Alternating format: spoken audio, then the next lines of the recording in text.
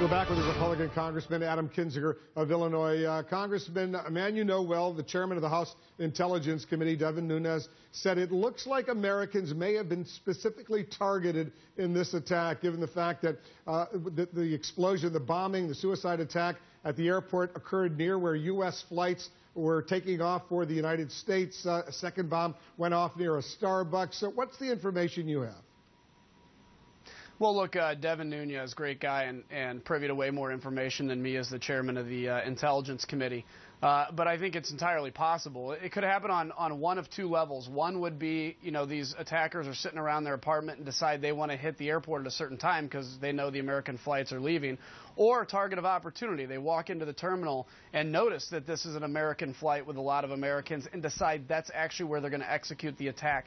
I think regardless of whether Americans were targeted or not, and we ought to be very concerned if they were, this is an attack, and any attack like this is against Western values, against humanity in general. And this is the time where America needs to show strength of leadership, unite with our allies, moderate Muslim allies as well, and stand together to defeat this, or this is only going to continue in perpetuity, and we're going to be talking about the next suicide bombing soon, unfortunately. We know about a dozen Americans are in hospitals right now.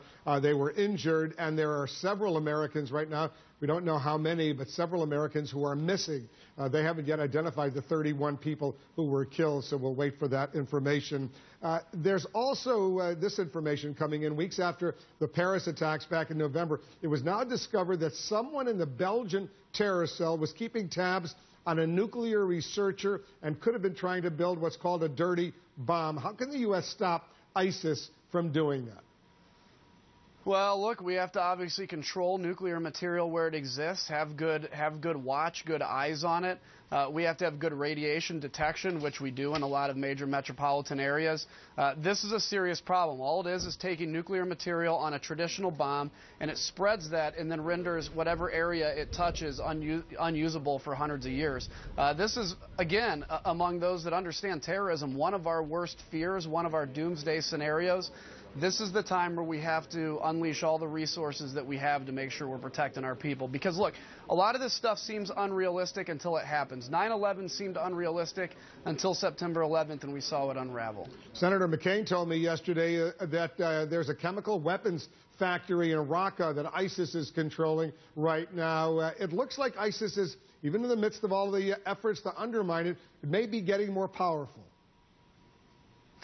Yeah, I mean, look, we can roll them back in certain areas, and we have, and I commend the president where he's done that. But, you know, again, the perception is that they're being very successful, and perception leads to reality. So you have these folks now that are sitting around on the verge of jihadism that see ISIS as successful and are inspired to go join it. I often say, you know, you're a Bulls fan when they're doing well, and maybe not when they're not. So this is something where dealing huge battlefield defeats to ISIS through indigenous forces in America special operations will do a lot to blunt their recruiting power, but this is a generational fight. I hate to say it, probably my entire life we will be engaged in this fight to some level. One final question. In light of the attack in Belgium, you've now, with several of your colleagues, introduced a bill demanding that the Obama administration detail its ISIS strategy, how to destroy ISIS. But the attack was apparently much more about missed signals by Europeans, Belgian officials, for example. How do you fix that? Well, look, I mean, obviously we have to hold the Europeans accountable for information sharing. I think we have an amazing ability as a country to bring allies together. So maybe if we can have conferences or whatever they do to say, okay, how do you guys share information in a better way? And again, the other thing is you have to reach out to moderate Muslims we trust in these communities to build human intelligence networks. And I think maybe sharing our ability to do that with the Europeans and crossing that information exchange may be one way to breach that. But look, this is tough. There's no doubt about it.